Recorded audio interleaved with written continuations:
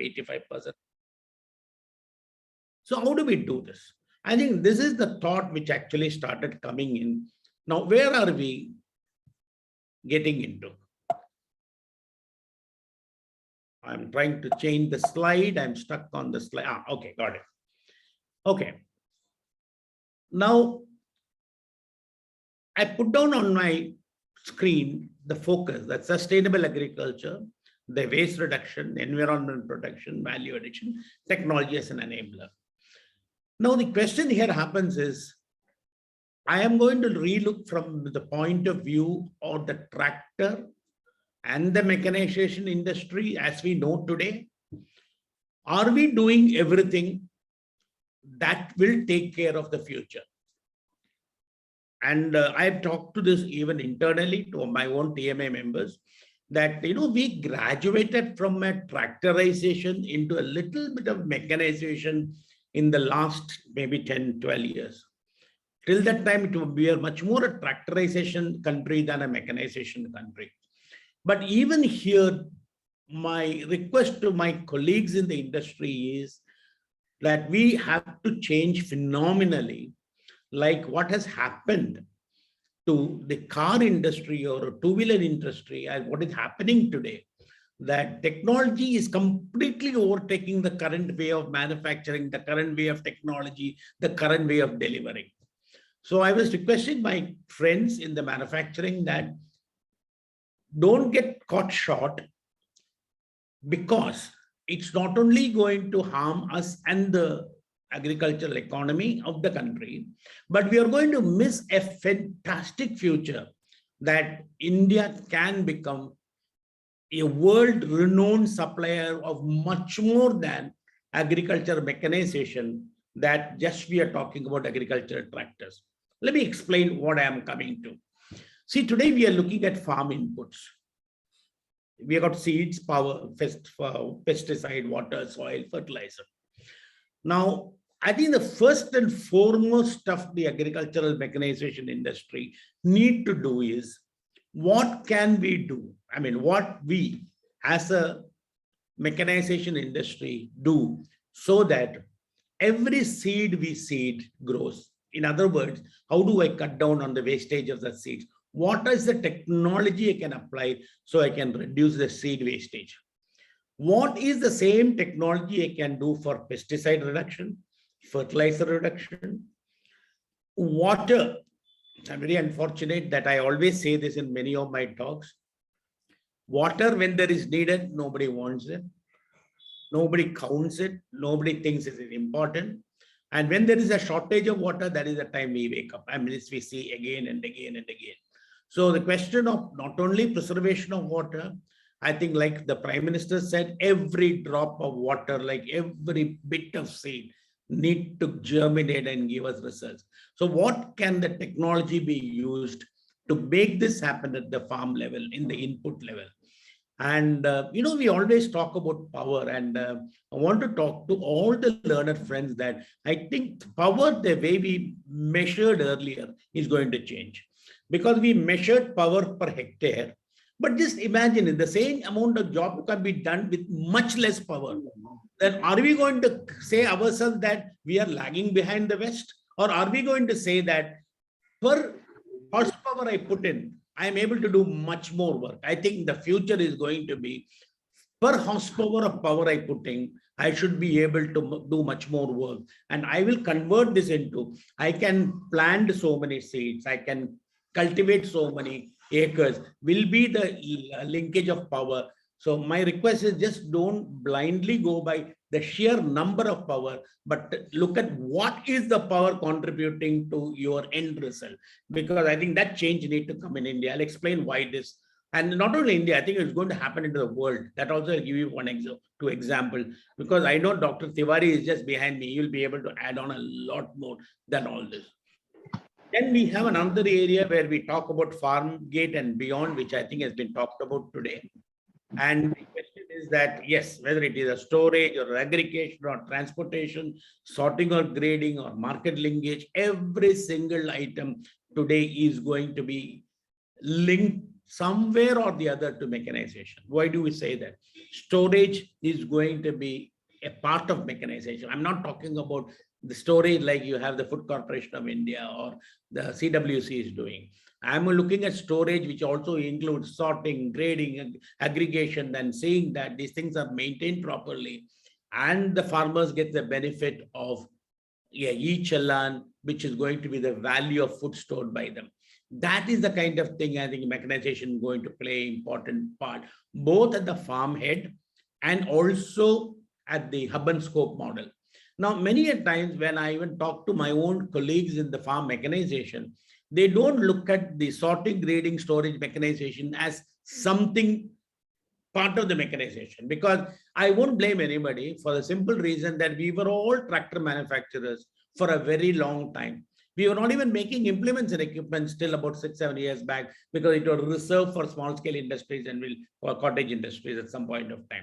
So our mindset has been tractor banayega to kham ho jayega, but I'm going to tell everybody, I'm telling this to everybody, let us look at it as what is that is actually enables a seed to grow, watering to be done, how to put pesticides or fertilizer, and how to ensure that soil does not spoil. And then you spend a lot of money to convert the spoiled soil to a better soil. And why do you spoil it first of all? So is there any technology? Yes, there is a conservative agriculture. There are pluses and limitations, minuses and limitations, but can we do in such a way that we reduce the disturbance of soil? And imagine, gentlemen, if I reduce the disturbance of soil, my power need starts coming down drastically. Now, I got some examples. I'm going to come to the next. I'm not going to talk about the logistic to market, because again, this is technology driven. And why I brought this up, why I made this presentation was technology is going to cut across everything. I took the example of farming only as an example, because whatever I talk today can be applicable to animal husbandry, can be applicable to fisheries. And somebody said, sir, you're not looked at it. No, how you looked at oil seeds, milk? And I said, every damn thing is part of this. So this is one more area. Now let me go to the next slide. I talked about seeds power. I took the first part of that. Seed power, pesticide, water, soil, and fertilizer. Gentlemen, I know that my earlier learned speakers talked about sensors. They talked about drones. They talked about precision agriculture. But, this thing is, when I think today you require equipments which can. Now, the question people asked me earlier is, India is a small country with small farms. So how will you bring this technology into small farms? Here, I wanted to go back in the history. Why did the farms in the US or Europe went into bigger and bigger and bigger machinery? It is not that the farm needed them. It is basically because they didn't have people to run with too many small tractors, too many small equipments. So they said, bigger the equipment, I reduce the dependency on the human being. I can, with one person, I can run a 500 horsepower or an 800 horsepower tractor, rather than having X number of people running 50 horsepower, 100 horsepower tractor. That was the mindset. That is because it was people dependent. Now imagine when the West is going for automation, the minute they get into automation, the size has no meaning, because most of you know, you're all people from the mechanization. For tilling one tiller, I require 10 to 15 horsepower. That's my end of the game. Now, whether I put 3 rows or 10 rows or 20 rows or 80 rows, depends upon what is the power I have. So the question is, if things become automated in the US, genuinely what is going to happen is they are going to look at smaller and smaller equipments which can talk to each other. And that is what we call as a swarm technology. Just imagine a small equipment, maybe doing 2 or 3 rows, but not more than maybe 1 meter by half a meter size running around on the farm. Imagine an equipment which actually, you must have heard that in the forestry area, they use drones to shoot the seeds down. It's possible if I get coated seeds with a protective coating, which is made of, let us say, fertilizer and everything put together, and you shoot it down.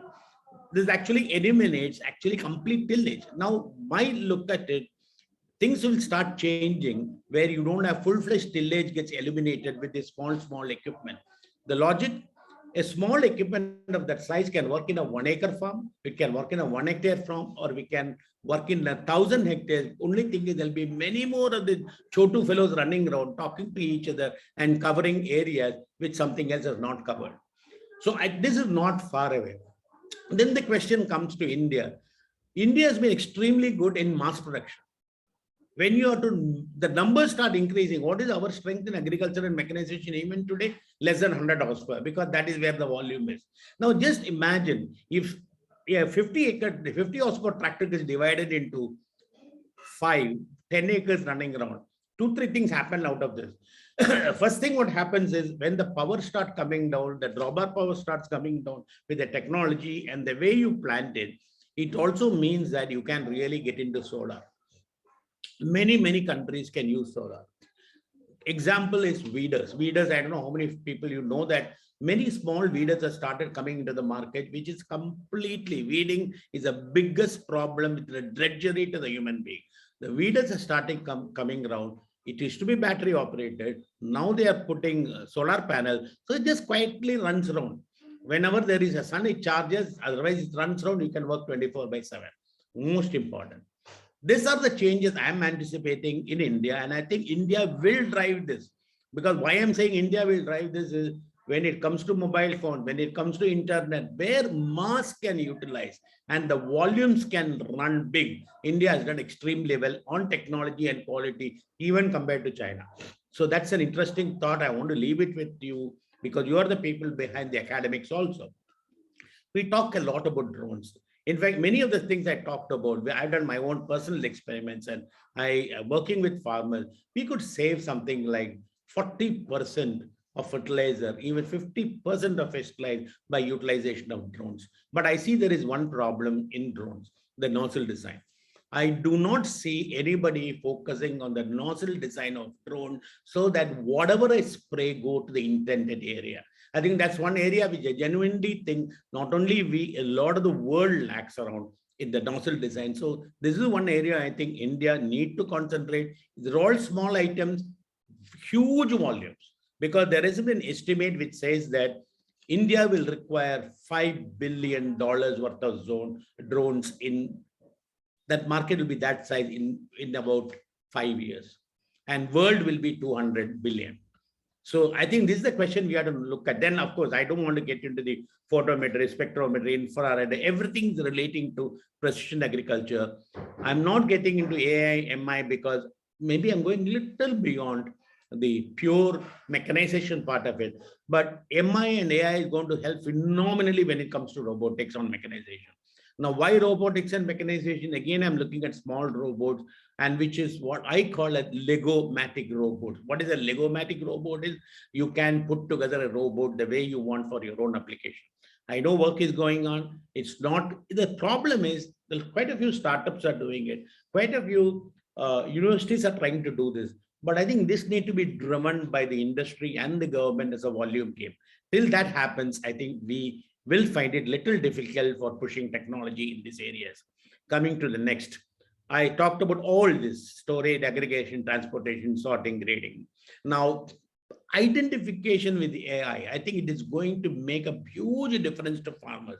Traceability is becoming big, and you notice that last one here, you've seen the export of Indian agricultural products is increasing.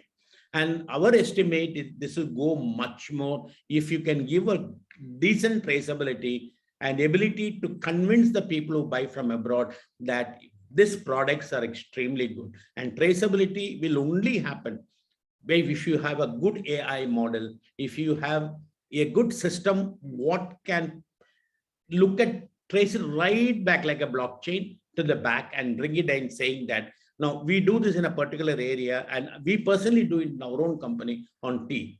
Whenever there is an organic tea, which I think an organic tea takes about 11 years for certification. And 11 years of certification is technology today. Earlier, we used to struggle with papers. Today, we are able to do that with technology. The advantage is for the same acreage, you probably make 20, 30 times the value. Now, just imagine if this happens to the farmers. I'm not saying that kind of a value for everywhere, but even if we can increase the farmer, his value by 50% is a huge step. Census is going to change the world, because now there are different types of census. One is, if I have a plantation, I can have permanent census, which is embedded. Now there are sensors being developed, which is disposable sensors. When you don't have this kind of a requirement, but it is, let us say, it is a regular crop that you move it around every 6 months. Now the question, what is the idea of this is these sensors can actually tell you what is lacking in that area. When you know what is lacking in that area, you only put that what is lacking, whether it the fertilizer part of it, or what fertilizer part of it is, or there is a specific pest infestation. So only you tackle that. Now imagine if this happens, you're not going to take, you're not going to overspray the pesticide and convert the entire food into a possibility of poisoning people, and which happens. People don't realize it. It's what I normally call a slow poisoning. It doesn't come out immediately, but the effect of pesticide remains for a long time. And I think this is where technology is going in. This is where sensors are going to come in. Mechanics, kinematics is extremely important, because the entire robotics is going to be decided on mechanics and kinematics. So that is going to be an area where I think people really, really need to start paying attention. I'm not getting into data storage retrieval, because government of India is working. I mean, you people know better than me that there is a wing in the Ministry of Agriculture who are trying to collect all available data so that it will be available for the people who need it, especially I'll tell you where this is needed. See, when people talk to me, I know there are companies who came from abroad and said, I'm going to give data, then farmers can utilize the data. I told them, farmers don't utilize any data. Farmers utilize a solution.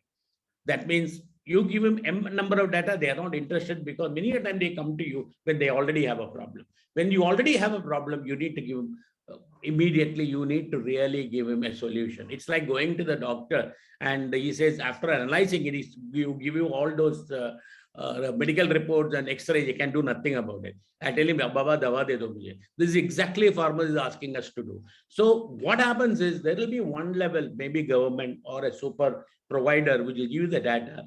I think I'm looking forward to having the startups converting these data to solution to the farmers. Now, many startups can come in, because these can be very, very localized solution providers. I don't expect startups to give a solution for the entire India, because you don't have a common solution for entire India. The solution pertain to your village, pertain to your particular farm. So if you can give them that much of a solution, I think you really are giving a great value to the farmer. So this is extremely important. Now, logistics, I talked about hub and spoke and all. I'm not really going to get into more than that. Now, yes, market pricing also, I'm not really getting too much, because see, these are, for me right now, in the mechanization area, I need to do so much up to the farm gate and little beyond the farm gate, so that before it gets into a transportable mode, before it gets into a processing mode, a lot of work can be done. And what I always noticed is wastage is always borne by the farmer, not by the middleman. It's a very unfortunate situation. The wastage anytime, because when they calculate wastage and pay the balance to the farmers. So if I'm buying, let us say, vegetables, somebody calculates itna to waste hone wala hai. And this is what finally ends up, because what sells in the market rate is not even getting less the wastage, because so much of things are getting added up in between. So the question here is, wastage reduction up to the farm end will go directly into his pocket.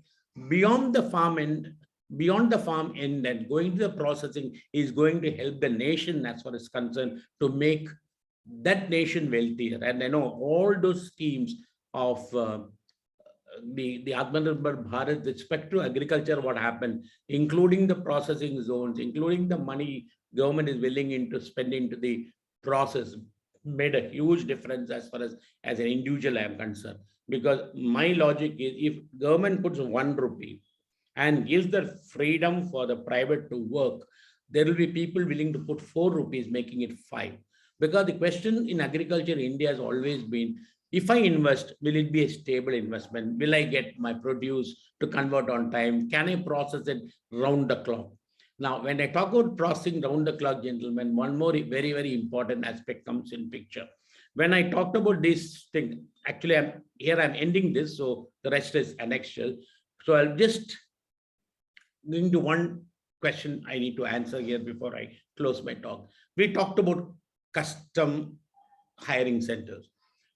See, when you get into advanced technologies, it is also important that whatever the technology you develop should be able to, you should be able to use the technology at least 250 days a year. If you use it for one season, let us say I do something for a rice transplanter and make it highly technology oriented, and then I use it for 30 days in a year or maximum 60 days in a year, in this country, the farmers will not be able to absorb that cost, even if you give it on hire. Because we did example on drone hire, and we realized that if I don't actually fly the drone around 200 days, it becomes extremely difficult to break even, and I'm not able to give a decent rate to the farmers, otherwise the farmers will run away.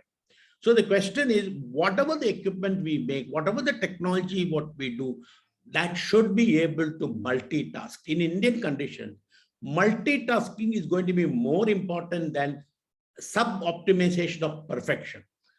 Example is one, I think all of you know one very typical example, that in the case of harvesting machine, nobody really came to India for a subsidy. Everybody talks about subsidy, tractor ko de do, subsidy iske liye de do, subsidy you do is for straw burning ke liye, for the happy setter ke liye subsidy de do. Everybody comes. Nobody comes for a subsidy for a harvester, because very simple. Harvester makes money on its own because it works 200 days, 220 days in a year. It comes from one end of India to the other end of India, does the job, then walks away. So nobody is asking for. So this is what we need to develop. Any technology what you're going to utilize, don't make niche technologies which will only work for 25 days, because the cost will be so high, I can't amortize it. That is one problem. The second problem is a warning, because I've seen this happening in life, is that custom hiring centers are a great idea, but you give subsidy for a custom hiring center. But let me ask a fundamental question. If I set up a custom, suppose I am setting up a custom hiring center and I am going to buy, let's say, 5 technologically advanced equipments, which does all the 6 or 7 things I talked about. That means it cuts down all the wastages. And then you tell me I'll give you 75% subsidy for the first buy. Now, if I want to run this as a business on a long term, will I use the 25% value and calculate my return on investment? Or will I look at replacement value and work on a return on investment? Example, let's say it costs 10 lakhs for their equipment and you give 20, the government gives 75%. So for me, my kharcha is only 2.5 lakhs.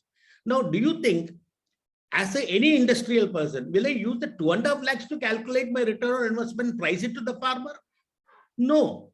If I have to run this on a long term, and if I get only one-time subsidy, gentlemen, the problem is a smart fellow who is going to continue as an industry on a long term, he has to look at the replacement value. So I mean requesting the government on one change in the way of looking at it. Do not subsidize the equipment and don't think that they will continue to give service. For the poor farmers who really have small acreage, say 1.5 acres or less, can you please pay that money so that he can hire that equipment during the season, which costs 4,000, 5,000, 6,000 rupees for him, that's all. And so, and you know, this creates a pull. So automatically when there is, say today, if you really look at it, 40% of farmers don't get mechanization, not for any other reason, because many of them don't even have money to pay for the mechanization cost. Imagine you create that bunch of people who is now ready waiting for 5,000, 7,000 rupees in their hand. And that creates a new wave of people who are willing to start their own centers, willing to start their own services. Unless agriculture grows as a service in India with technology completely backing it up and free flowing, not on a subsidy basis, because initially it will help. But my concern genuinely is, I come from an industry, I've seen every side. And a fellow who is an entrepreneur never, unfortunately, he never works out a cost of service based on a subsidized one-time equipment. So I think this is something I want all of you to bear in mind. And my request has been, I think I've sent this also to the minister himself, that create in such a way, please pay for the actual work done, because you can measure it. You know what the work has been done. There is a technology to measure and saying that, acha, isme to itna kaam ho gaya. You can take photograph, you can take geostatical positions, you know how much work has been done, then pay for it rather than subsidizing. You know, the example, so when I was talking to the minister, he asked me, what do you mean? I said, very simple, sir. I can give 100 crore का एक बंदा तो hospital बना रहा है, उसको I can give 50 crores as subsidy, then request him, सब poor आदमी को आप फ्री में कर दो काम. हाँ बोलेगा, मैं सब्सिडी लेगा. Afterward, you don't even measure whether it's happening that all the free fees doing it free. Rather than that, it may be a good idea. Let you spend the 100 crores. Anybody who's below the poverty line goes and takes the medication, just reimburse him so that he pays it to that, or you directly pay by DBT to that, whatever the entity is, on behalf of this poor man. You see how the whole world changes. Then this poor man can demand for service, because he said, "आप मुझे service दो, government आपको पैसा देगा." And this is actually a part of SMAM. And you know, my concern is most of us have forgotten that there is a clause in SMAM which says that 2,000 rupees can be paid per implement per hectare to the poor farmers. I'm going to stop here because I think for me, the mechanization is going to be completely different in the future. And one end, I'm concerned, and I mean telling the industry that we need to be ready for these changes happening, not only for India, but for the world. The other end, I'm requesting the government that create a pull rather than a push in mechanization.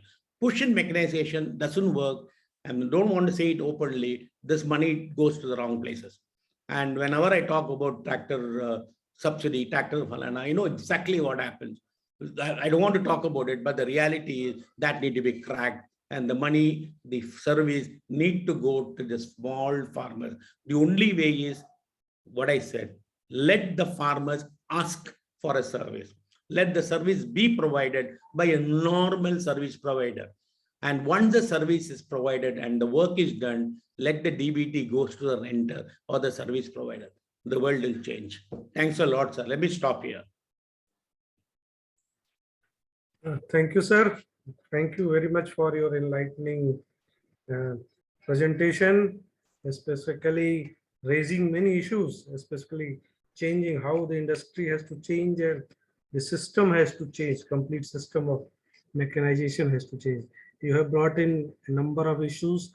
I understand that some of our colleagues may be having some questions and queries, but we will be taking up these questions and queries in the last. So please bear with us, and I will now invite Professor V.K. Tiwari sir.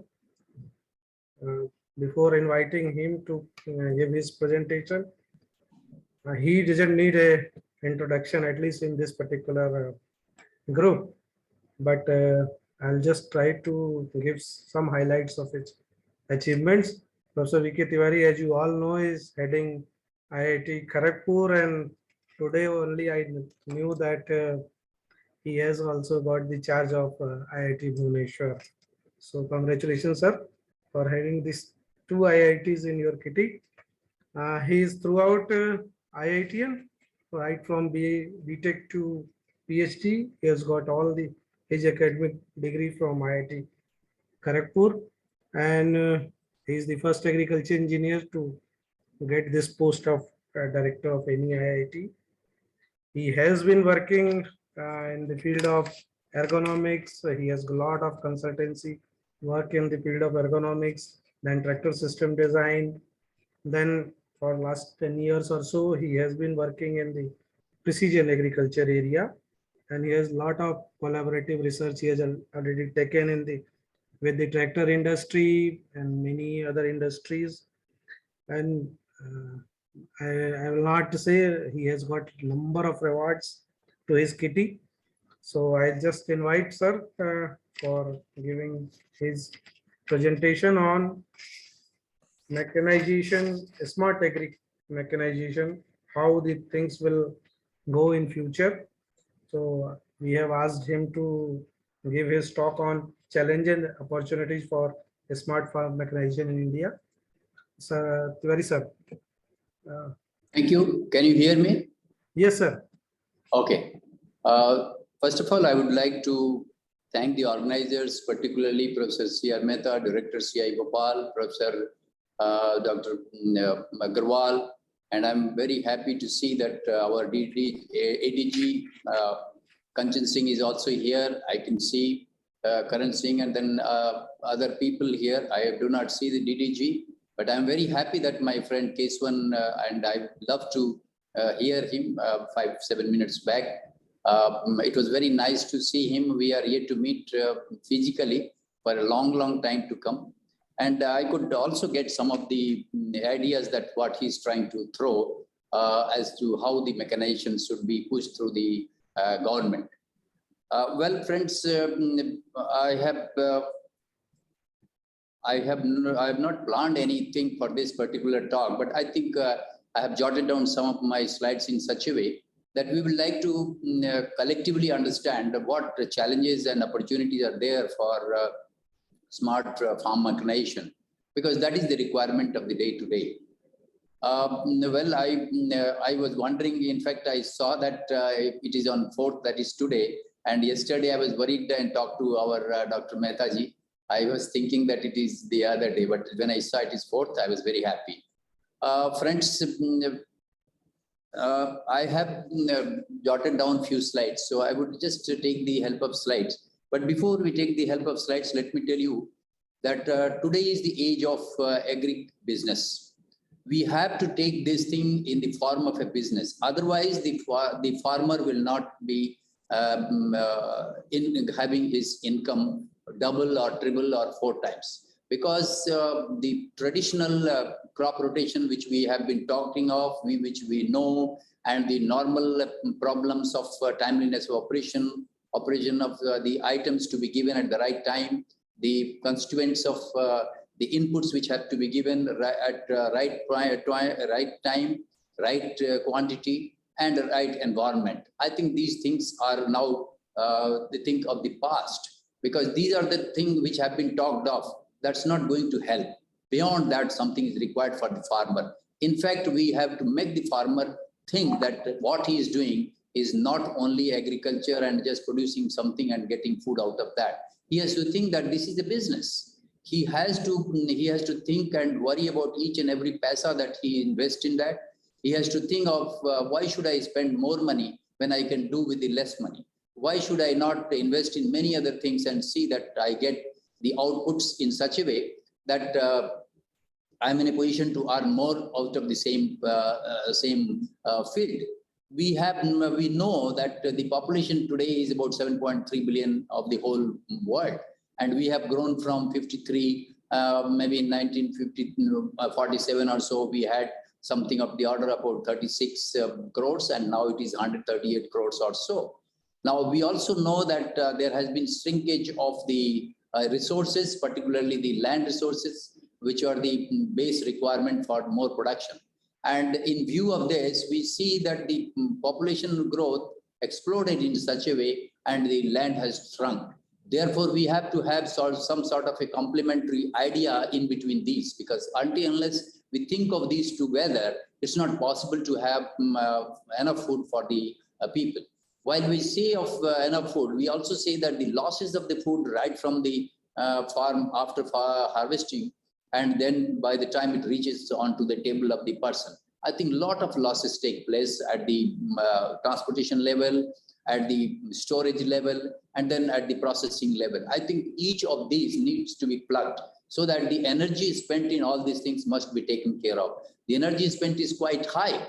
We have to think of what is the mechanism by which he should be in a position to utilize these right at the time or right at the place where he is producing. If that is so, nothing better than that. But we have to think it's a very big country. We have many types of challenges in various parts of the country. Somewhere we find a lot of rains, somewhere there is no rains, and somewhere dry. We have to have technology. The beauty of this particular country is such that we have the best atmosphere across the globe. Nobody can say that we do not have. particularly for agricultural and even for the material science. I can tell you that, friends, the minerals which we are getting are tremendous. Maybe few of the minerals we are not getting in that much of abundance, but I think what we have is tremendous. The heritage that we have got of this country is tremendous. We have to learn many things from there. If you go back to 1827 or so, we find that our 60% was the contribution of this particular country as compared to anywhere in the West. Even in 1947, during that time, I think contribution was of the order of 20, maybe about order of about 12 or so. But now the contribution in the GDP in the whole world is of the order of about 5 to 7 only. I think we need to look into this. I would like to throw some light on these, and then we will see what are the challenges which are there. I was hearing Keswanji, and I think he has put across everything from soil to the harvest point of view. He has talked of everything. We need to work together. What he said, I really appreciate, because the National Education Policy 2020 has given us an avenue for that. And the talk of the industries, the academia, and the government, they have to come together. He was talking of pushing the farm mechanization. Yes, that can be only done if the government comes in place with us and the industries come together. We have at IIT Kharagpur, we have a project which is called Artificial Intelligence and Machine Learning for Cyber Physical Systems. And we are branching out to many industries, including agriculture. And I know that TAFE, some projects also came from TAFE. They want to have an NDA with us, and we would like to work on that. So I think there are opportunities. I have just made the slides. I think just go for the slides. I will share some of these.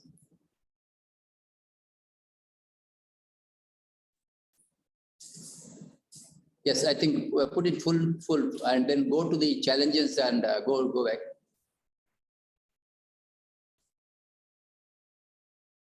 Yes. Now go to the challenges and opportunities. We have jotted down. Yes. Yeah, you can have a look at this. I was just talking of this. You can see that US has GDP 1% contribution from agriculture. Mechanization level is 95%. We see China is 50%, but his contribution is 7.5. We have the highest, and that's why the mechanization level is 40. That means we need to work at GDP and mechanization level in tandem. Then only we can think and we can be giving a challenge to our engineers and scientists and also the industries. Next. Well, I think these are some of these ideas which I told, because until unless we have enough food, we are talking of about 300 million tons of food by 2030. It is possible only when we have the knowledge, which is existing knowledge, and the knowledge not only in agriculture engineering. We have to take all gamut of the engineering available. Say, for example, we are talking of computer science, we are talking of electronics, we are talking of electrical, we are talking of drones, we are talking of slide is not moving, sir. Beg your pardon, can you not see my slides? It is not moving, showing but not moving. It is on first slide only. Oh, please check first slide. Why? Can you see the second? Can you see the slide where we have? Right now we are in the first slide, sir. Ask him to unshare and again share it. Yeah. Maybe some technical problem. Just unshare and share it again. Just please hold on.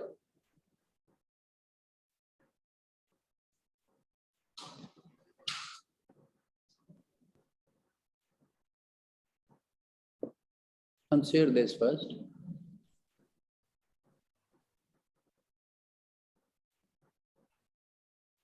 Please make it in slideshow, then share. Go to the slideshow. Then share that screen. Yeah. Now make it. If you can move it. Slide 1, 2, 3 like. Remove the coming slide. Yeah. Move. No problem. It is good. No, have you seen it? Yeah. Yes, sir. Yes, sir. Moving. Okay. So this is what I was talking. Then go to the next slide. Yeah, this is what I was saying, that by 2030, we need about 300 billion tons of the food grains.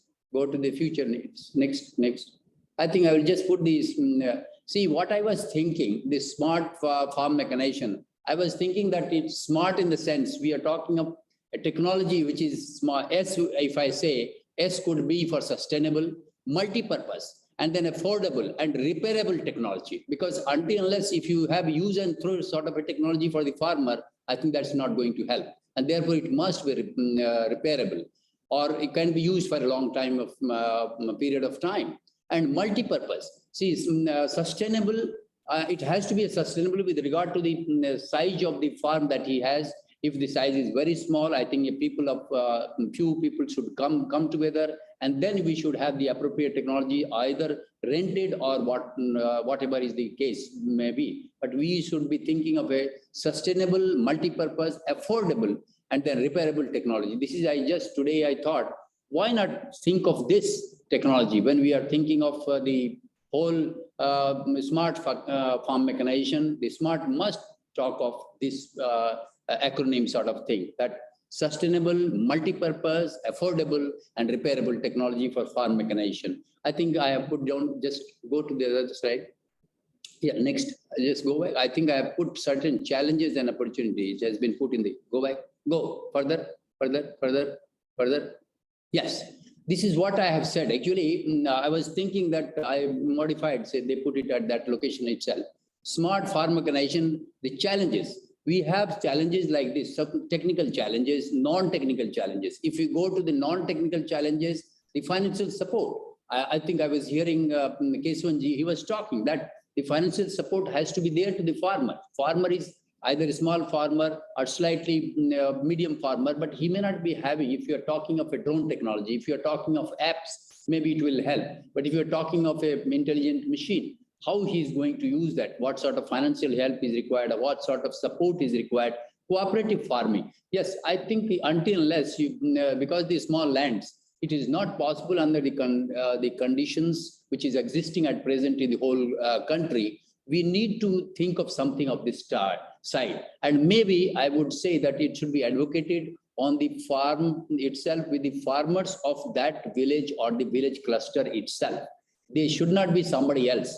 Let us bring this, create the unemployed youth or employed, or educated unemployed youth in such a way that they become master of the situation of this cooperative farming. They come together, and there the financial support then we should talk of. Availability of smart machines. Yes, this is another requirement which is non-technical. That means how do we make the machines available to them? Either we should have the machines which are available from a industry, and therefore the industry must be connected with the academia and the government in order that they will have such small machines, smart machines, which could be affordable, you could use multi-purpose, the power source could be multi-purpose, or it can be repaired in time, and then the technology can be used quite often when it is required. Secure and open platform. Of course, if you are talking of the technology which is run on, say, some of the cyber systems or some of the cloud-based systems, some data-driven systems,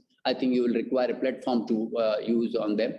Use of more user-friendly. You are talking of a drone. If you are talking of a drone, if you are talking of an app, if you are talking of any, yield monitoring device, I think you will have to have a friendly technology which we are trying to give to the farmer.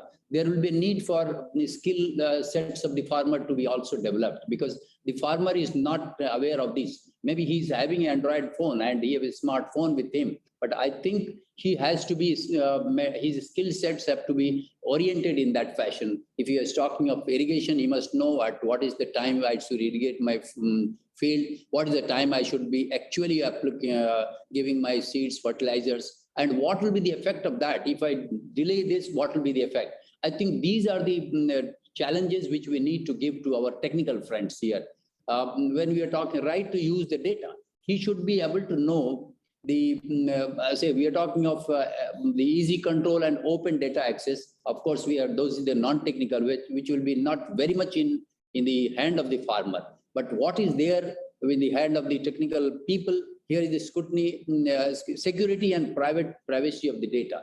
The data could be in the form of the past record of the soil. It could be past record of the yield that we have got from that farm of a particular crop. What is the crop rotation? That data could be there. Then right to use the data. Yes, this I think there are the technical challenges which the engineers will have in collaboration with the industry as well as the government as to right to use the data. We have to secure the data in such a way that it remains and the IPR of that particular crop production is known to him. Of course, including the environment that he's going to use. Data ownership, okay, reliability in data collection. Yes, I think reliability, quality, and the safety of equipment as well along with these. When we are talking of an equipment which is very sophisticated, which requires a lot of chips and a lot of the softwares, I think we need to handle them properly as well. And the data must be the set or the device must be reliable. And therefore, when you're talking of smart, there should be something like, while we are talking of the repairable, maybe reliable as well. So when you're talking of sustainable, multi-purpose, affordable, and maybe that repairable and reliable data or reliable technology that has to be thought of for the challenge. So the technical challenges are for the engineers like us and the engineers who are working in industries and the engineers who are working in different fields of electronics, electrical, aeronautics, and other areas, data science. I think they have to come together. Until unless this academia in a holistic manner takes up the problem to get a solution, it's not possible. Until unless it is done this way, it is not possible. Well, next slide. Yes, you see the demands and opportunities and the barriers and the hurdles. So I was thinking, what are these? From the farmer side, well, the increased profitability is he will be interested in that. He's not interested in what you are doing. Because until unless, now today, I will give a reference. See, what happens is our the labor force in agriculture is reducing. It was a long time, 60, 70%, 80% like that, or manual. Slowly it has come down. Now we find that it is below 40 or so. And more so, the increase of the force more on the women folk. Now, women folk are more involved and the male folk are going to other activities and other greener pastures for that. Therefore, we need to think that how best we can utilize their knowledge, utilize their strength, utilize their intelligence, so that we should be in a position to do the maximum to produce increased production out of the same land they have. Now, some of the things which are very interestingly put it, amusement factors and social factors, I think these need to be also thought of. And there I would say that, say, for example, if you are thinking of the farmer, some of the farmers who are disabled farmers, how to help them? If he wants to operate a tractor, what sort of help you would like to give him? Or a farmer who has no land, but he has the intelligence. How can we employ him? How can we increase his skill sets, which will help him to contribute in the production of the crop? See, improved work environment. Yes, work environment. Exactly, I was given an example. Even the ladies should be able to. The female folks should be able to operate the tractors, power tillers. Why not? I think give them a comfortable seat on the power tiller or a seat on a tractor, and they should be able to do. There's going to be the women power. Women empowerment is going to be the next century. This 21st century, we are seeing more and more involvement for women. I think we will have to think from that point of view. The industry, yes, increased cooperation. We need to have, I think that so far, industries were working in isolation from the academia, and academia is thinking that we are great, we need not go to the industry. But I think the time has come, friends, that we have to come together, increased cooperation between the industry, the academia, the scientists, engineers, all working together, because ultimately we are working for the common goal, and that is how to produce more, how to make our farmer a real farmer who is a real businessman. He understands, if I put 1 rupee, I should be getting 10 rupee at the end of the cropping season. I should be having multi-type of crops, which is there. If one crop, maybe I should have a fruit crop, I should have intercropping, I should have some other thing by which I can earn more. I can think of utilizing the produce in such a way. I should have transportation, cold store transportation, by which I should be able to take it about 30, 40, 50 kilometers and sell my produce and come back, so that directly he gets the benefit of that. Research institutions, faster and better research, data sharing, yes. When we think of this, of the common man farmer, the industry and the research institutions have to come together. The government and authorities, true, improved competitiveness on world market can provide subsidies for innovation. Well, I also don't feel that subsidies should be for this, but yes, if you're talking of entrepreneurship, if you're talking of skill development of some of the young entrepreneurs, I think now we are talking last 5-6 years, we are talking of hackathons, we are talking of hackathons. I think these are the way by which we are trying to get more and more youngsters who are working in different fields to come across and solve the problem of the farmers. It's a big challenge, friends, to all the people who are there in the field and those people who are there in other departments and other engineers. I think it's a big challenge. They may think that they can have a top quality paper and they can put their collar up. But I tell you, I have told my friends at Kharagpur as well as now here, I'm interacting with the last 2 days with my faculty colleagues at IIT Bhubaneswar. The idea is that they have to come together and think for the common cause for the society, and society constitutes of the farmer to a great extent here. Therefore, the government authorities, the research institutions and industries must focus their total strength, a collective strength in order to solve the problem of the farmers.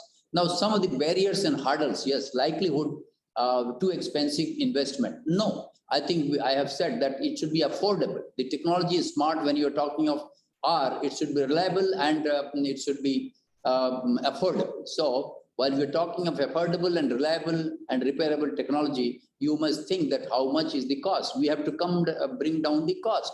Now, I was just talking to a couple of days back about, I was there in Naval Laboratory at Kochi, and we were thinking of Atmanirbhar Bharat. I think we are all talking today of Atmanirbhar Bharat. Friends, let me tell you that while we have the technology, every technology of the ships that we have, we do not have the technology for chip manufacturing. And this is what is the cause of concern for all of us. The government has come forward, the government has been intimated about this, and now we are thinking. Let me tell you here that while I was going through the Indian knowledge system, because Indian knowledge system is there at IIT Kharagpur, and through that the ship technology which was there in the 1800 and 1200 and 1300 BC at that time, I can tell you that those were the best technologies.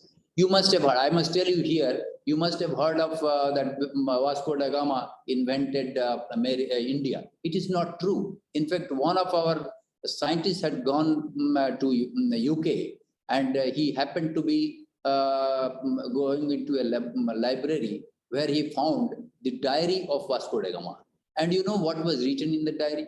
It was written that when he was there in Africa in Zanzibar, there he saw a ship 3 times bigger than his ship.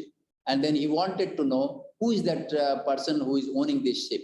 And it was found that one Chandan Singh of Gujarat, who had gone there in Africa and who used to go often to sell the food as well as the spices produced in this country at that period of time, and to bring a lot of gold and other in exchange of that. So when he said that I want to, through, and of course, definitely through an interpreter, he came to know that, yes, this gentleman wants to go to India. He said, okay, you follow my ship. And I can tell you, after that, the Britishers stopped such big ships which were produced in this country in those years, several thousand years back, and they virtually made that this ship technology died. And these details are there in the Vedas and Upanishads and all the Bhrigu Samhita. If you read, you will find that these details are there. Whether you talk of agriculture, whether you talk of shipbuilding, you talk of aeronautics, you talk of material science, everything is there in that. And therefore, it has become very relevant also that we must go back to our ancestor time and see what was there. And therefore, it is essential that we should be able to bring back our technology. We should think of, when we are thinking of Atmanirbhar Bharat, we have to think of each and every product. I am proud to say that many of our small products which are made, say threshers all the seed drills, the harvesters or the rotors. I think we are proud that way. I can say, putting my head up with as all agriculture engineers, including the industry, that we are producing something which is already there with us. I think the time has come, friends, that when we are talking of using the smart technology, we will have to also think in that line. The way he said about chips, I think we need to think about each and every item which is manufactured should be manufactured in this country. And therefore, a concentrated effort is essential from the engineer's point of view, all sorts of engineers taken together. That is the requirement of this. Then they see other things which will talk of the unpredictable consumer market. I think these will automatically fall into place. The requirement which is there. Lacking cyber security, yes, I think this will follow. The moment we talk of the barriers and hurdles in utilizing the technology, we will have to think of all these things. Data ownership is unclear, lacking cyber security. These are things which are hiccups with us. We are, I think, all IITs, all the NITs and other institutes like yours, CI Bhopal, I think people are working on these areas. We need to solve these problems of the farmer.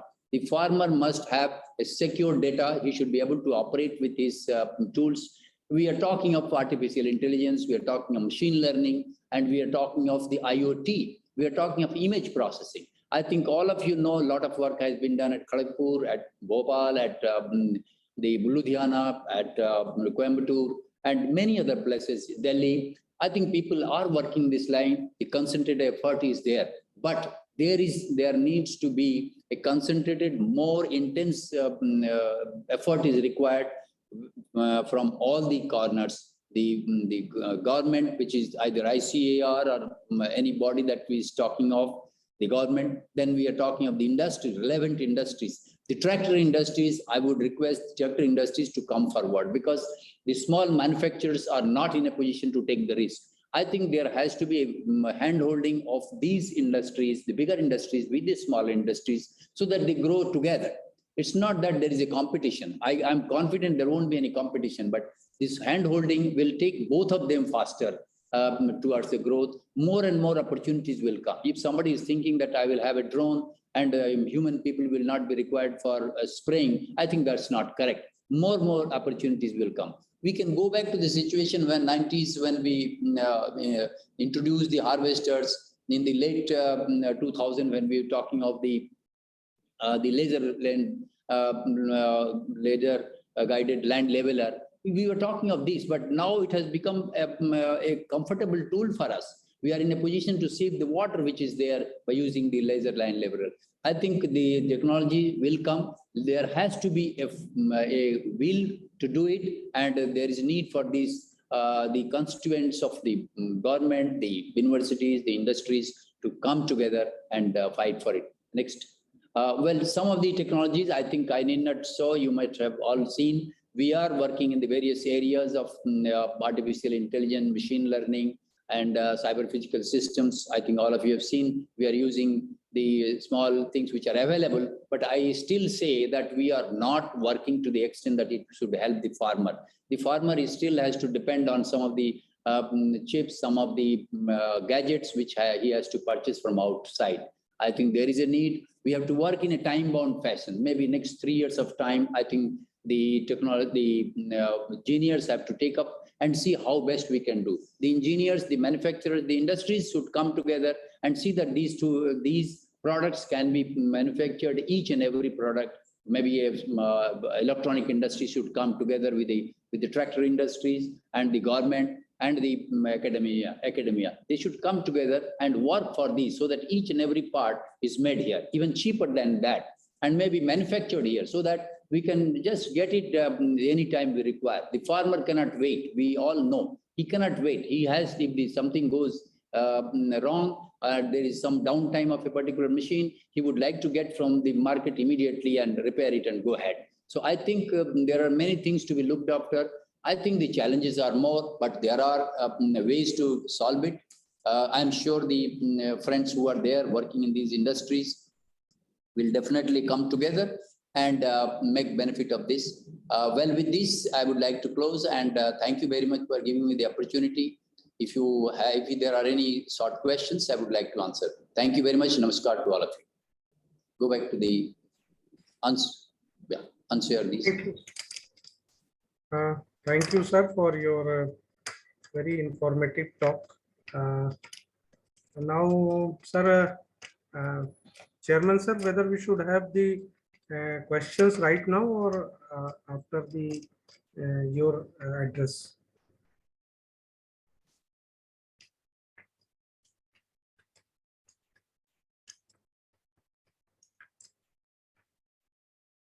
Whether, sir, we should go ahead with. Sir, kindly unmute yourself. DD sir. After all the presentation and speech, we can have question and answer together. That would be, I think, better. So now, sir, we request our chairman and Honorable DDG sir to give his remarks. Good morning to all of you. Most respected Dr. Professor Gajendra Singh ji. I also see Dr. Gyanendra Singh, former directors of CIA, Professor Kanwar from USA, Dr. Tiwari, Director CIA Bhopal, Dr. Keshavan from Turkey, my own colleague, Dr. Kanchan Singh, Dr. Mehta, all the directors, all the participants, our beloved scientists and industry people, and all the participants, ladies and gentlemen.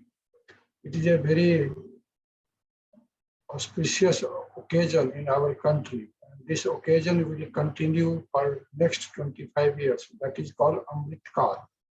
We are celebrating this year Azadi Ka Amrit Mahotsav, but 25 years is a very precious year.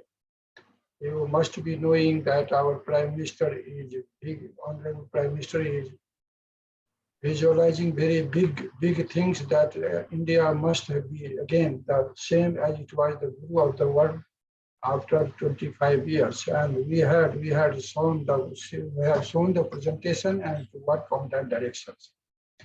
So that we have to develop ourselves and our countrymen has to be developed, and whatever resources we have, including the human resources that require particularly change.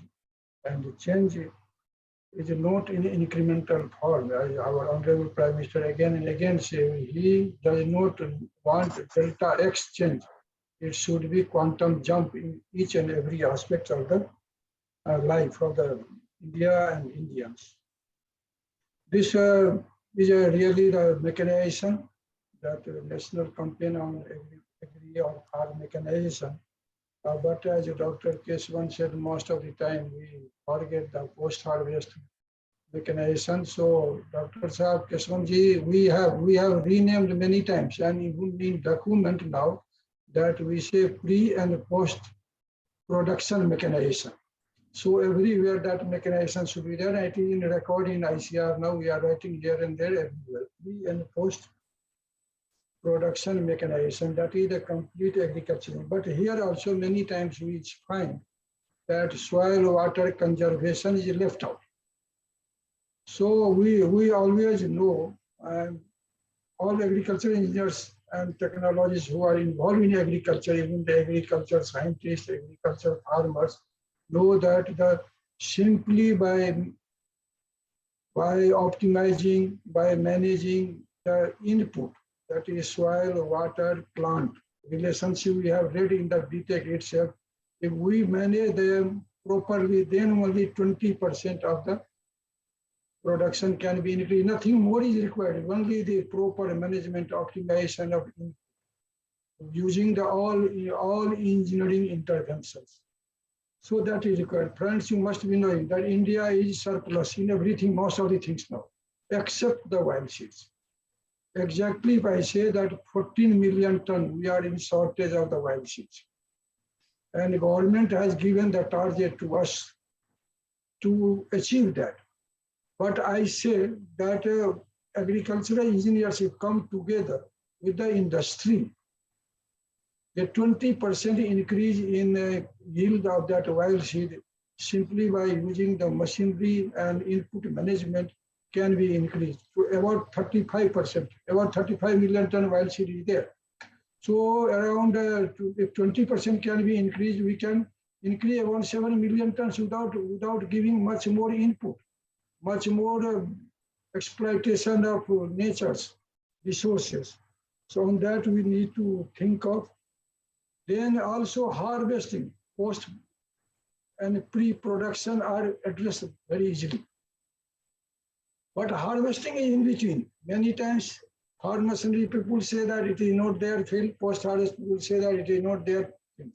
Harvesting is in between, and a lot of work has been done by mechanization people for harvesting, and that actually you can say we can pat our back that our harvesters, particularly combined harvester, has proven so well in agriculture during the pandemic. If those harvesters were not, would have been available in first time in 2020 in pandemic time, that a lot of crop because of the labor shortage, because labor were going from city to anywhere. Migration was so big from one place to other places. So only that combined type harvester could save the agriculture in that year. But no one is talking about the input of agricultural machinery in that production.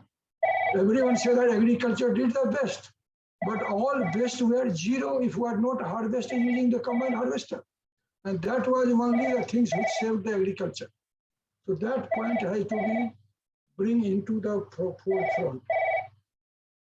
Then Dr. Kesavan has very well said that tractorization. We were initially in tractorization, then mechanization.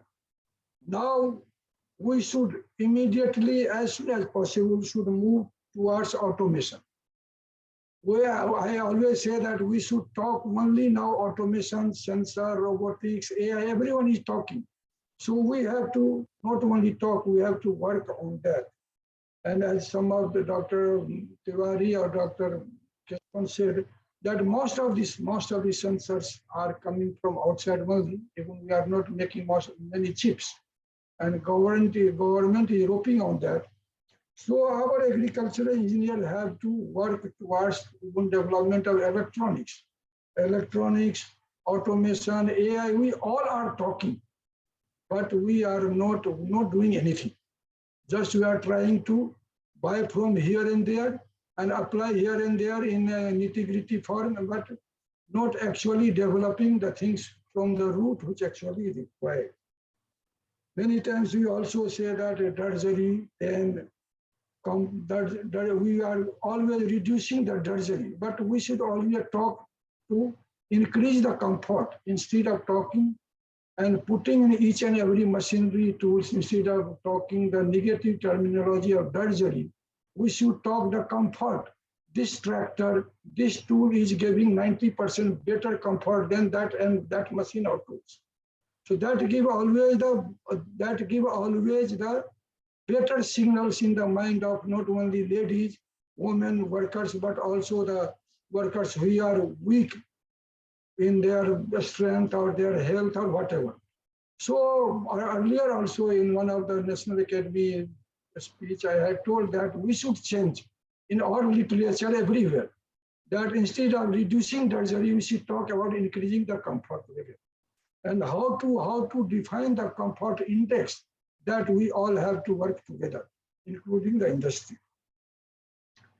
Then new things have come, and we are facing the fuels.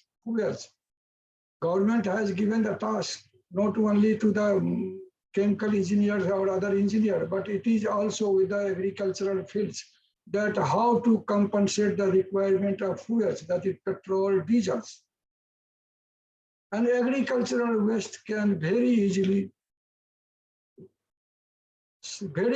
can substitute at least some portion of the import of the crude oil, which are coming from different countries, and present condition of the world, you know, that if that happens with the India, then what will happen to our country? So as soon as possible, we should work towards the automobiles fuels, particularly hydrogen fuels, for our tractor, our any, if we are successful for tractor, then it can be successful for other vehicle, other automobiles also. That is also important things to look into by our engineers and technologists. But you see, what I feel most of the time, the problem, we are not talking about problem. We are many times not honest in assessing ourselves. What actually input cost of fertilizer, soil, water, seeds, everything we talk, but we don't talk about the input of the manpower. What I feel that our manpower quality, particularly entrance in BTech, in agricultural engineering technology, is not a first choice. 99% students take this discipline when he or she does not get other discipline in engineering. So can we have a national campaign? I particularly have told to our all Indian Society of Agricultural Engineers chapter, 37 chapters, at least each chapter should reach to high school, where 12th, 11th, 12th students are doing preparation for engineering entrance. And we all, so if we the bigger spectrum, we see that we should reach 75 years of independence. We should reach 7,500 schools first. So let us take a place to reach to 7,500 schools of 11th and 12th class and convince them this is the engineering which is required for the food, feed, fiber, and buildings. No other engineering. We cannot go to the Mangalyaan. We cannot go to Chandrayaan. We cannot make till your stomach is full. And so the agricultural engineers are doing the noble job than any other engineering. And that kind of lecture should be organized in 11th and 12th class. Please take that place as much as we can reach to the high school and convince them that whenever you get the opportunity to take admission in IIT, NITs, or even the SAUs or anywhere, they should give the first choice of agriculture as much as possible. Friends, this is not a one-year job. It may take many years, but this is the root cause, because people don't want to change. Older people, difficult to change, but newer people will adapt very fast. So that is a very important thing we have to change. New scientists, I always say that new scientists means who have joined in the last 5 to, you can say, the 10 years. They have to change completely. If friends will not change, then private company and multinational will change. You will be made irrelevant in few years, only 5-10 years. So the agricultural style of working, which were in the past decades, many decades, we have to change completely. You have to make anything only automatic, mobile-oriented, remote sense, nothing else. And for that, I am 100% sure that our syllabus are not good. So, but you are already graduate, you are already postgraduate, you can read the things. You can change yourself by reading the literature, books, and magazines and journals. And as soon as you can do, you will be more and more relevant in your field, not only your field, but at the world level. That type of things are required. I also request some existing middle-level scientists which are having the more than 10 years experience and maybe 20 or 30 years of experience. They should also have a very good broad-minded, have to be broad-minded to guide these people by their experience.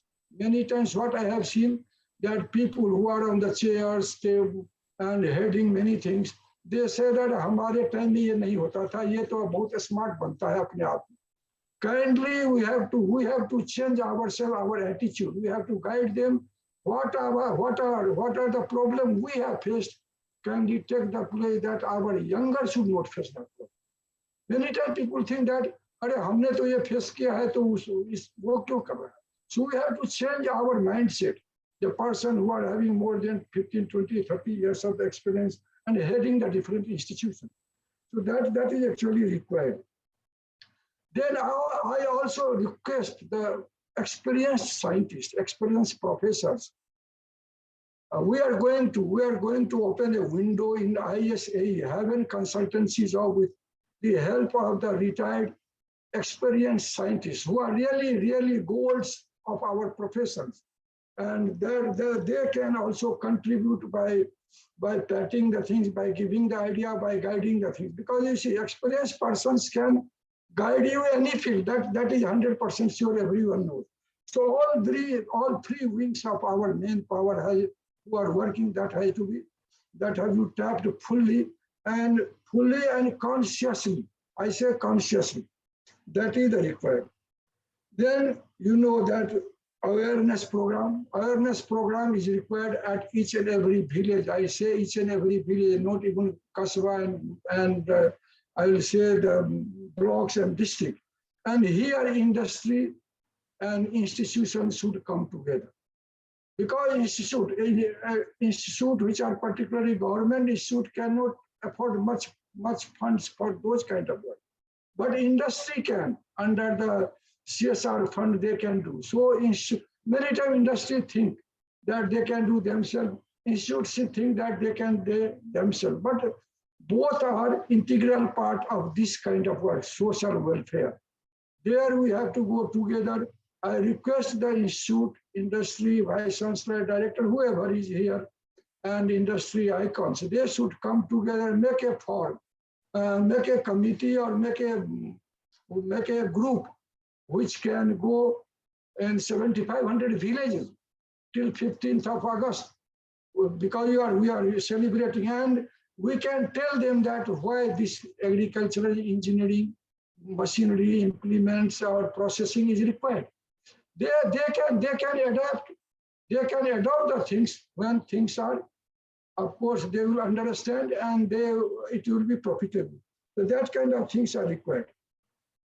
Can you reach to 7,500 organizations which are not related to agricultural engineering and mechanization?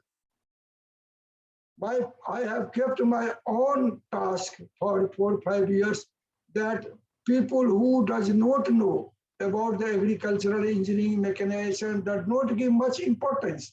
We should reach to them. We should reach to them and convince them why it is so important, how it can save the resources of India and increase the production and productivity. Because the way productivity, as Dr. Keswan said in the beginning itself, it was my sentence. I do not know how many things are matching with Dr. Keswan. Same thing I am telling here in ICR. Stop the productivity using whatever breeding program and things that. We should increase the productivity using only the management of the resources what we are having. Industry participations in research. I am pretty sure that any industry, if you want to open a department in engineering institute of ICR, we are going to facilitate that. And friends, institute are working, industry are working, and many times common problem can be solved very fast, rapidly, if the industry itself open a department, itself open a chair, private chair in the CIA Bhopal, CFET Ludhiana, or any other institution to his or her convenience. So we are going to open that kind of system, and together research can be done. So we can have that kind of things very important, and we will see that change in few years. Institution of world class. We always talk the world class. Everyone, wherever is go, we talk world class, but we don't want to change ourselves. We don't want to change the facility which we are having. We need a world class institution, of course, but whatever we are having, that also requires strengthening. Then also we have given a proposal for a very big institution in 25 years. Government is thinking to open or change some institution which really transform the Indian knowledge systems. And that we have also given, and it has been partially accepted, that can we have one national institute of artificial intelligence, robotics, and sensor technology in agriculture. And friends here in SMD and whatever institute, agriculture institute are very, very small in number. So we want that you all should speak in single voice that we need an institution.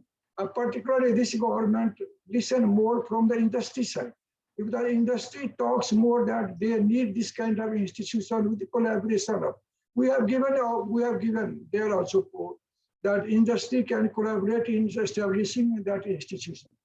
So if the industry speaks, the bigger people speaks, then the Honorable Prime Minister and government hear faster, and then things can be improved very, very well. So change requires faster rate. I have already told the way of working. We have to change our style of working. Then finally, friends, I will tell you that we see everything is there. Always we say that when we talk that we see that everything is developed. All machinery are developed. All machinery are here and they are developed and licensed, commercialized. But think then why everyone is not using it?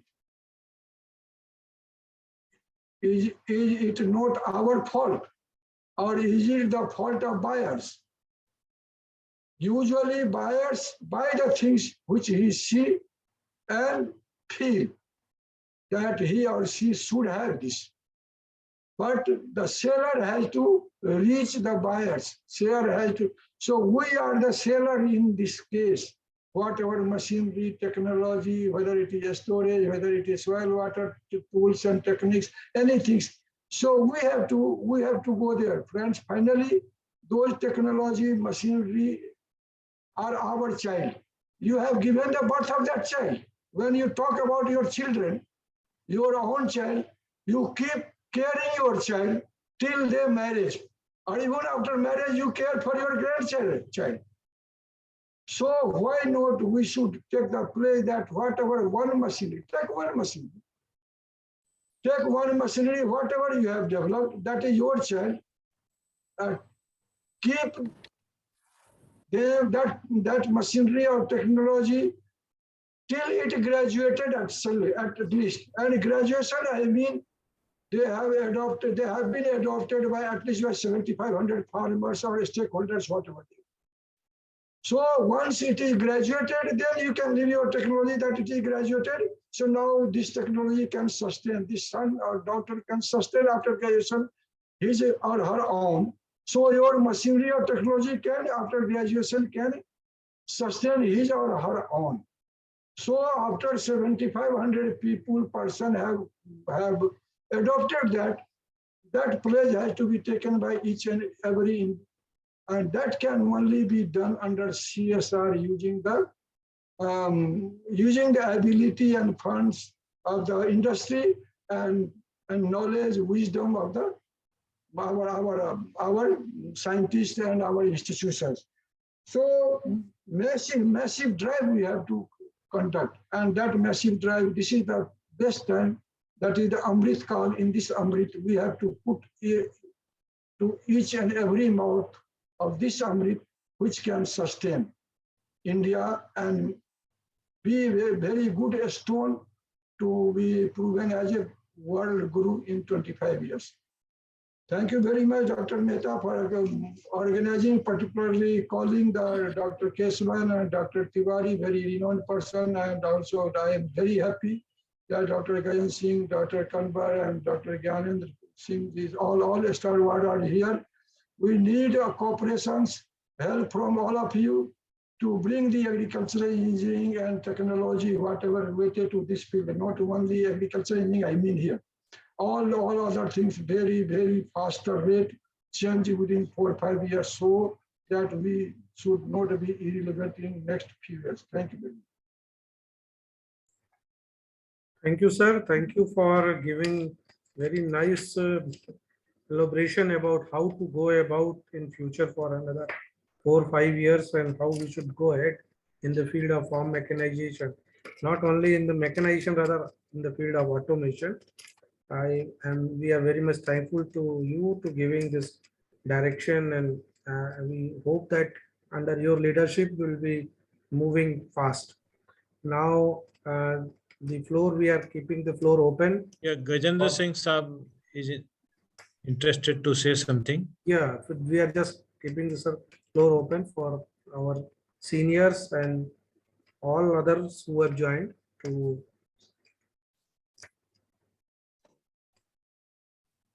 Can I? Yes, sir. Yes, sir. Yes, Okay. sir. Thank you. Again, good morning to everybody, or maybe good afternoon for you by now. Excellent presentations. Dr. Jha also gave a very broad coverage of overall situation. We have been talking about academic and industry collaboration ever since I joined the college. But we have made very little progress. And Keswan Saab mentioned push and pull. I think it's responsibility of academics to pull industry into it. Okay. We think that industry is rich, they should give us money and they should come for that. I think we have to provide them the opportunity and avenues where they can also benefit because they are in business. Okay. So one of the ideas which was tried and worked very well throughout the Europe, US, many other countries is that the research and academic and industry are partners. Even the problem it starts at the problem identification phase. The problem is identified by both academic and industry together. And then industry joins in arriving at the solution. So I think if we can take right from the very beginning of problem identification, we can make a progress, and then industry will ultimately produce the finished product.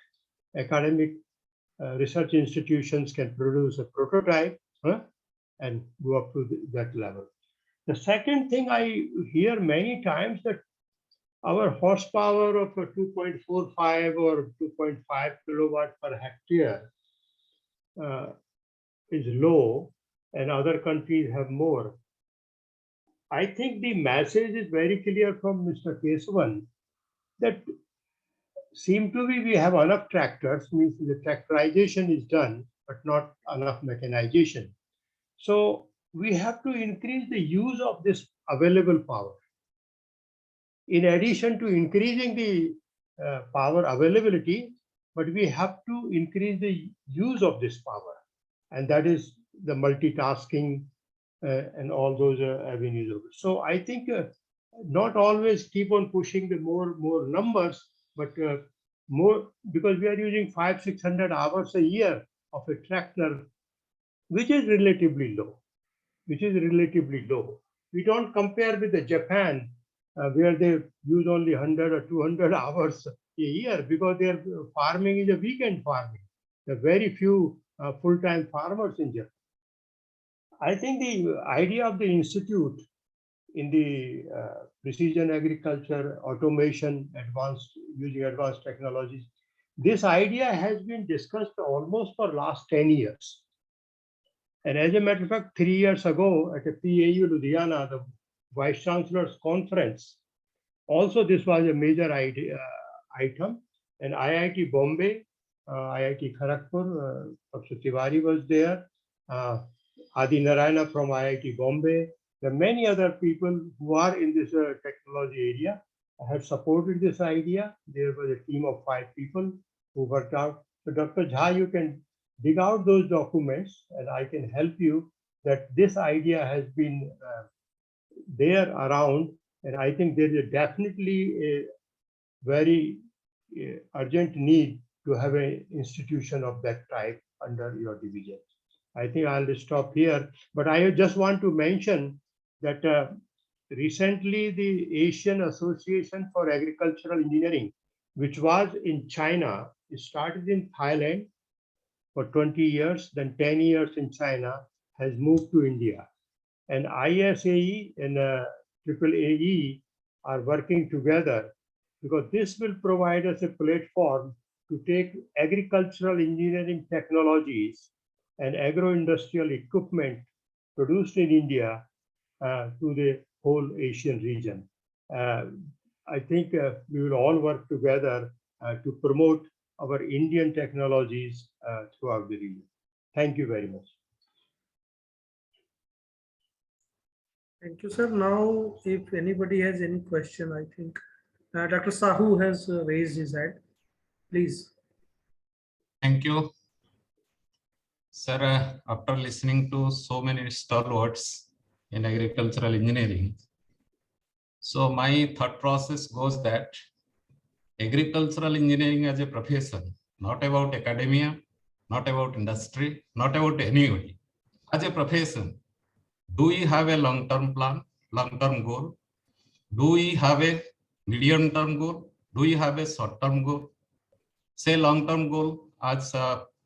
Jha has told, Amrit Kal, 25 years. So let the medium-term goal for 15 years, let the short-term goal for 5 years. So what I mean to say that we have some vision document in ICR for each institute. So as per the vision documents, people are working. But within 5 years, it changes so fast. And where there is a greener pasture, everybody wants to work on that. Take the example of this precision farming. Each and every scientist, they are interested to work on precision farming, to work on sensors. But prior to that, we should know how much capable we are. Are we really capable to develop some sort of sensors? We have to analyze that. Of course, I don't say that cannot be done. But a quantum jump, as has been told by Dr. Jha, how far it is feasible with the present setup? Because again, when the scientists or the people, those are working in SAUs, if they look at the scorecard, they think that which is the easier route. How can we just get those, get to that goalpost? So with the present context, so my suggestion, simple suggestion is that these vision documents need to have a relook. So the think tank concept which we were talking about in ISA, so let's have that concept for 25 years, agricultural engineering as a profession should be at this place. So how to go for that? Definitely the chart, the pathway that need to be decided. That is only my submission. The stalwarts in agricultural engineering, if they can help in that aspect, that will be great, really. Thank you very much. Good suggestion, Dr. Sahu. Prime Minister himself be chairing the session. He is making 25 years goal, vision document for India, and that will be shared by each ministry to achieve that, and whatever money will be given, that will be given for that plan. The government is working, but let us hope that how much it translated in the. That's nice, sir. But 25 years too long. So we should also So make there it also 5 years, 15 years, 10, 5 years. there also 5 years, 10 years goal is also there. Because this vision document in each institute, it is there for in ICR, say vision 2020, then it is 2025, 2030. All vision has to be changed as per the vision of the government which are being made. Yes, sir. Thank you. Thank you. Anybody else has anything to say?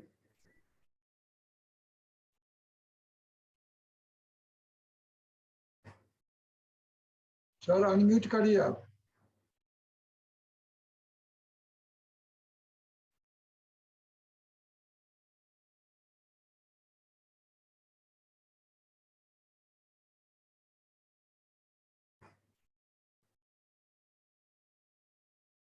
I think no one is there to raise any more questions or suggestions. That itself, Dr. Mehta, is questionable. People don't want to speak, don't want to come out.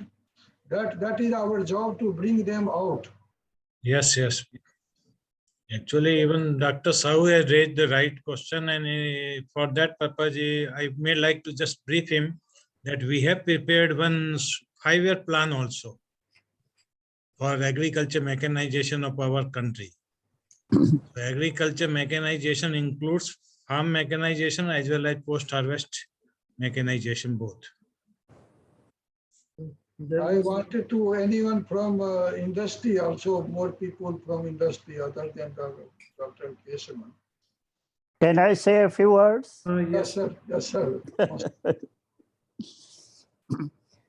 In fact, before we talk about the smart mechanization, we'll have to understand tractorization and mechanization. A smart mechanization will come with the technology. As the technology will improve, definitely they will adopt in the tractorization as well as in the mechanization. When you use the tractor for tillage operation, sowing operation, threshing operation, harvesting machines, is it not a part of a mechanization? Definitely it is. So saying that tractorization and mechanization are different. For the tractor industry, maybe mechanization is different because they were not manufacturing agricultural machinery. But for the tractor industry, only tractorization is not a solution. I think now they are free to manufacture any kind of machinery. And then, of course, we'll have to understand, in fact, the diversity in mechanization in the whole country. Although we know that we have small farmers, marginal farmers, and then, of course, the middle level farmers and the large the farmers. Depending upon the resources, depending upon the requirement, they buy the machine. But marginal and small farmers, those who have actually less than 2 hectares of land, definitely either they'll have to adopt a custom hiring system or they will continue to use the animal power for the field operations. So these are actually some of the issues. In fact, let me tell you, every Saturday, we have 5-6 people, we interact with the farming community of different states, whether it's Uttar Pradesh, Madhya Pradesh, Bihar, or Gujarat, or Maharashtra. And then we ask the kind of problems the farmers are facing. Can you believe Karchna is only about 50-60 kilometers from the Allahabad Agricultural Institute. And one of the farmers, he asked me, sir, where can I get winnower? In fact, winnowers were introduced about 40-50 years ago. But some of the farmers, they were not aware about even this kind of simple machine. Every year we have actually the workshop of the ICR and agriculture universities. How many farmers are invited in these workshops so that they will know the kind of machine we have started manufacturing. Many of the industries, they know that we are exporting agriculture machinery. But whether our farmers are also in the whole country aware about the kind of machinery we are manufacturing, and they are available at a reasonable price. Thank you very much. So thank you, sir. Thank you very much. Thank you, sir. So Keshavan Saab is interested to say something or may like to reply to any query. I think, sir, the reason I think we thought that what the DDG raised, as well as some of your colleagues raised, I think it is when it comes to technology, I'm sure the director IIT will also agree to me. I think the industry from our side, we have really started looking at a 2-year and a 5-year horizon of planning for technology, because beyond that, we find that the technology can be completely changed. So planning for a technology for 20 years, 25 years may not be relevant in today. I think what really happened, we need to do is look at 2 years and 5 years, because you can see that between the 4G and the 5G, the difference for 4 years. So this is what happening in most of the technologies. So we may have to look at a short period. Second thing, I think my request to everybody will be this. I think I also talked in the NAHEB meeting recently we had, is that like IITs, I think it is important that agricultural engineering colleges should start with the governing council, where the industrialists, where the other academicians also should form a group.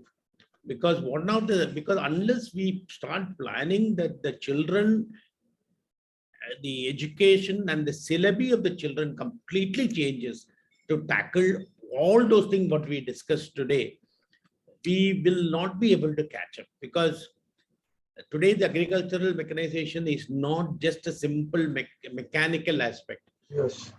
Compromises of so many other disciplines. So I think a revamp of the curriculum is going to be extremely important.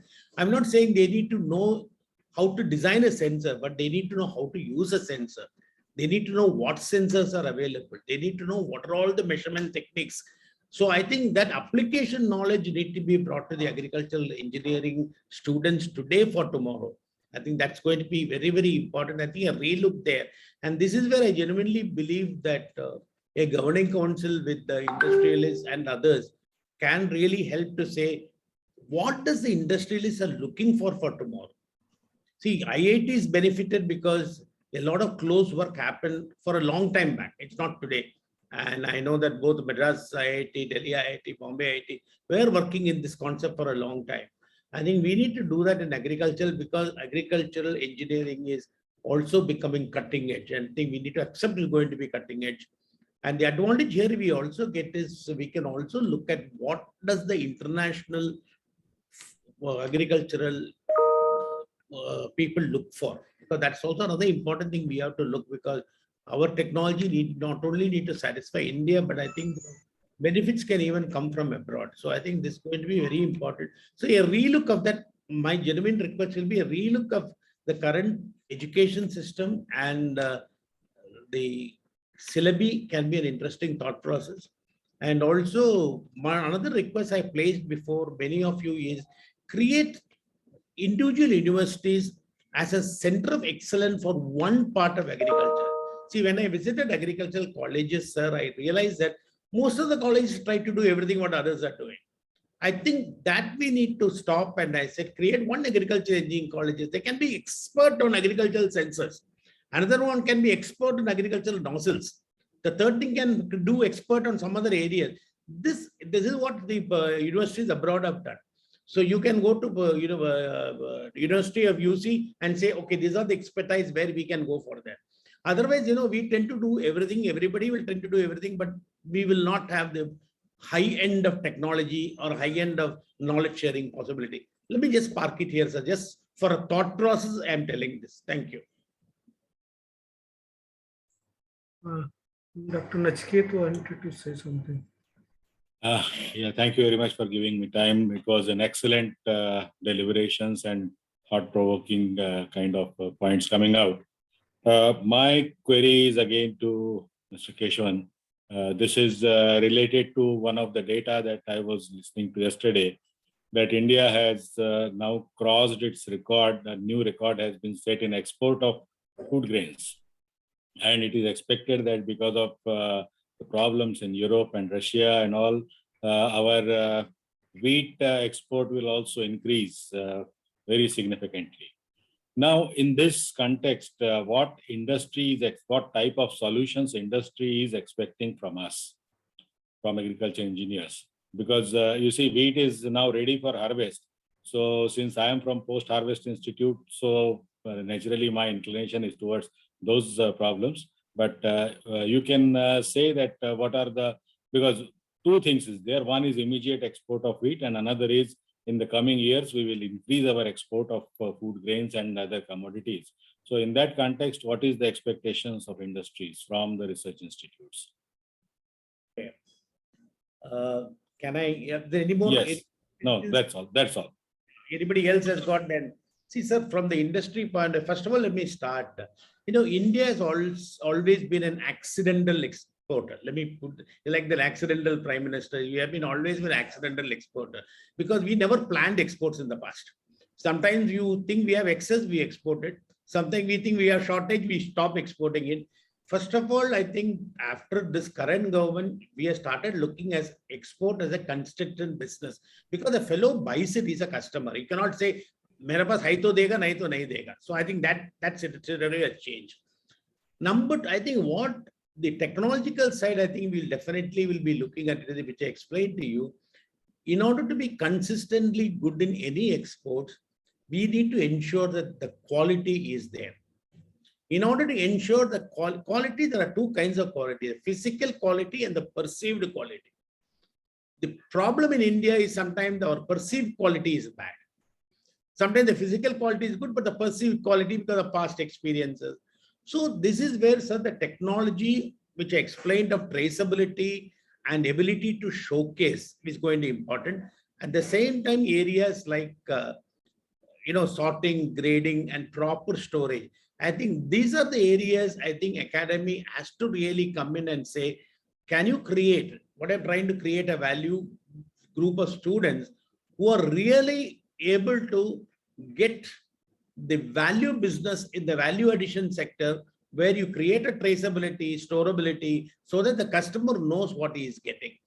And this is going to be extremely important for the business abroad. You remember in India, there was once a Lloyd's inspection for even engineering goods. I don't know whether how many of you realize it. Because at that time, a lot of people doesn't believe that India could give quality. So there was a third-party inspection even on engineering goods. Today, nobody asks for it. Today, many of the Indian supplies are self-certified. I think agriculture need to grow to the self-certification level, like the TQM played the great part in the engineering sector.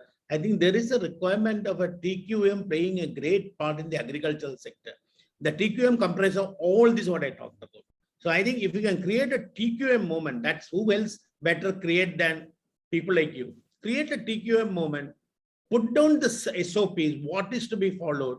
And today technology can help you to link up everything together. If the academia can work on it, it'll be great. And then, you can confidently say, my product produce is the best. Look here.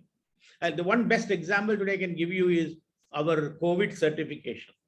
Right or wrong, I know initially people talked about, oh, India aisa karega, but after people started seeing the kind of COVID certification was brought about through IT, every single country in the world started accepting and appreciating what India has done. I think this is what we need to do in agriculture also, sir. Thank you. Thank you, sir. If no many other questions, then I asked for the permission to go for Dr. Sahu has raised hand. Again, I am just taking some time. Actually, Mr. Keswan is here. So, Mr. Keswan, is there any thought process like energy rating for this agricultural machinery? Can we go for some energy rating? Because energy is often talked about. Like this energy rating for the CFLs and the valves, likewise for different agri machineries. Can we have that type of thought process? Of course, it is somewhat, I don't know how far we can achieve that. No, actually, there is already a process by the Department of Energy, and which comes under the Ministry of Petroleum, to really rate the products on an energy basis, or what they call it the 5-star rating. Okay. As I said, it's good to do because, but there is only one problem in a tractor kind of an application today. In a car, if you really look at it, every energy rating is done on a standard application basis, which is particular rate running on a particular kind of road, etc. Agriculture, the application changes and the drawbar effect has got a direct linkages. So we have been discussing and we said that the best way to rate is rate the engines and how best, see the engine rating is very simple in life. the engine which gives the lowest SFC, lowest specific fuel consumption, should actually drive through this. So yes, that is one part of it. But my feeling that is also going to change a lot because of the alternate sources, alternate fuels and alternate sources, and electricity and solar coming into the picture. I think the whole ball game may change, but your point is very much valid. It is good to know what is the, that is why I said per horsepower spent, how much I can seed or how much I can create. What you're really asking is per specific gravity, how much is how much I'm able to produce or cultivate or utilize. It can be a good measure. It is worth doing it at some point in time. I tend to agree. But I think the work is already on that, sir. That I can definitely confirm. Thank you. Thank you. Then, if there is no further question, then I seek permission of the chair to have the vote of thanks. Yeah, please. Okay. Now I request Dr. Badegaonkar to propose the vote of thanks. Thank you. Thank you, Dr. Agrawal. And it's my honor to have got the opportunity to propose the vote of thanks during this mega event. As we have been always talking or highlighting the importance of academia industry relationship because of its effectiveness and because of its fruitfulness. And today we saw the result also that academia industry meet today resulted in this beautiful webinar. I would say treat to watch and treat to listen to webinar, which was addressed by two big personalities from each of the academia and industry. Since I am from academia, so first of all, I would like to thank the person from the industry, Mr. T.R. Keshwan Saab. We are very much thankful to you, Saab, not just for agreeing to our request, not just for agreeing to deliver the speech during this webinar, but also for defining, especially I would say the precision agriculture in Indian context in a very right manner. As far as precision agriculture in Indian context is concerned, I think that will be the right perspective. This is what I feel, which was what was defined by you. So I thank you very much, Keshwan Saab. And then I take this opportunity to thank Professor V.K. Tiwari Saab. Each one of can very well understand that besides having the charge of IIT Kharagpur, he is having the charge of additional charge of KVK, IIT Bhubaneswar as well now. So each one of us can very well understand that how much short of time he might be. And besides, despite that, you agreed, sir, to interact with us and to deliver a nice address. So we thank you very much for that. We thank our chairman, sir.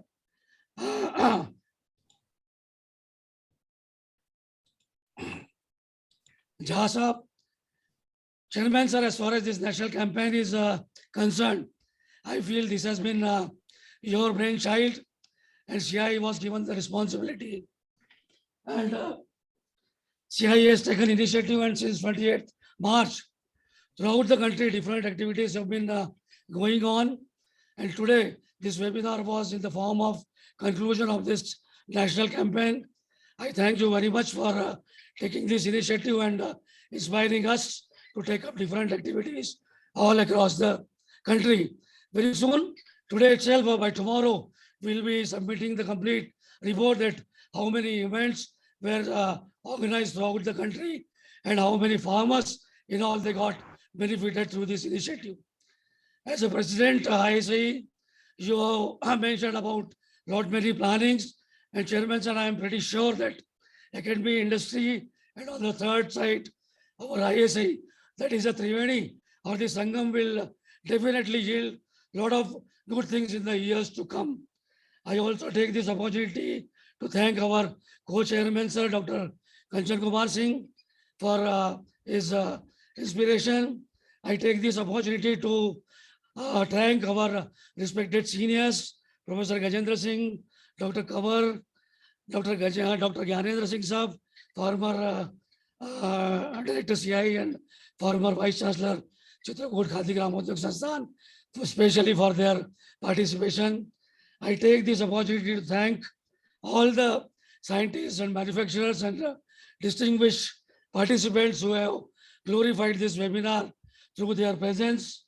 I thank our director sir, and I thank also the webinar team which has made all the logistic arrangement for the successful conduct of this event. And once again, thank you all. Thank you.